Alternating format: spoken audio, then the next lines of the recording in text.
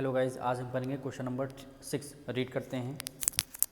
If A and B are acute angle such that cos A equal to cos B then show that angle A equal to angle B. Angle B acute angle है। Acute angle कौन से होते हैं? Less than 90 degree. यहाँ पे right angle एक draw करेंगे। क्या है? A and B acute angle, ये आपका 90 डिग्री हो गया, तो ये दोनों साइड आपकी क्या हो जाएंगी? 90 से लेस हो जाएंगी। यानी एंगल ए इसको लेट कर लेते हैं, एंगल बी आपका ये हो गया। यानी ये दोनों एंगल क्या है? 90 डिग्री से कम है, यानी एक्यूट एंगल पे है। ठीक है। और आपको गिवन क्या है? Cos A equal to cos B. यानी आपको गिवन है cos A equal to cos B. Cos A equal to cos B की वैल्यू आपको गिवन है, यहाँ ब्रैकेट में लिख देंगे, ये आपको गिवन है। आपको प्रूफ क्या करना है? Angle A equal to angle B. Angle A equal to angle B आपको प्रूव करनी है। कॉस ए हमने ये देखिए, कॉस ए क्या होता है? B upon H. यानी कॉस ए क्या होता है? B upon H. तो यहाँ पे ए के पॉइंट ऑफ व्यू से देखना है बेस क्या है।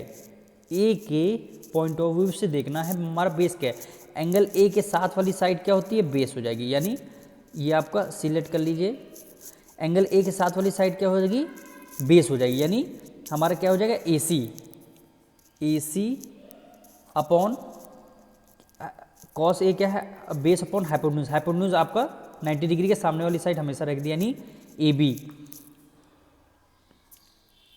इक्वल टू कॉस वही है, दोनों में कॉस है, बस एंगल डिफरेंट है। कॉस है बी अपॉन एच ही होता है। यानी इस बार हमको बी के पॉइंट ऑफ व्यू से देखना है हमारा बेस क्या है।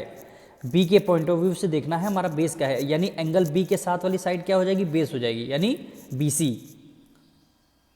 Equal to B C upon hypotenuse, वो आपकी सेम हो जाएगी A B.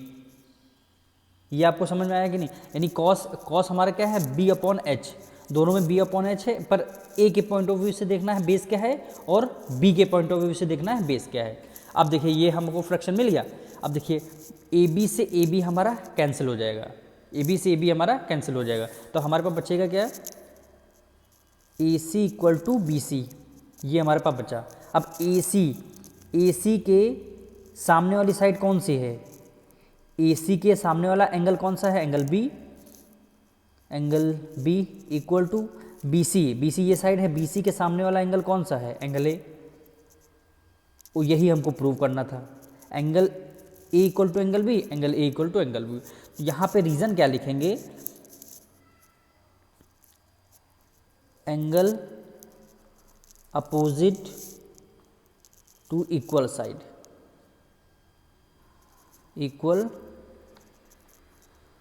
Side. Angle opposite to equal side, यानी एंगल अपोजिट, यानी ए बी और ए सी दोनों सेम हो गई। यानी ए सी ये वाली साइड और बी सी ये दोनों देखो आप आपस में सेम है, दोनों सेम आ गई। अब इसके ये क्या है? Isosceles angle. आइसोलेसिस एंगल के सामने वाली साइड क्या होंगी? आपस में सेम हो जाएगी। यानी इस एंगल के इस साइड की ये वाला एंगल और इस साइड के ये एंगल है, यानी angle opposite to equal side. Angle A equal to angle B, यही हमको प्रूव करना था। अब मिलते हैं नेक्स्ट वीडियो में।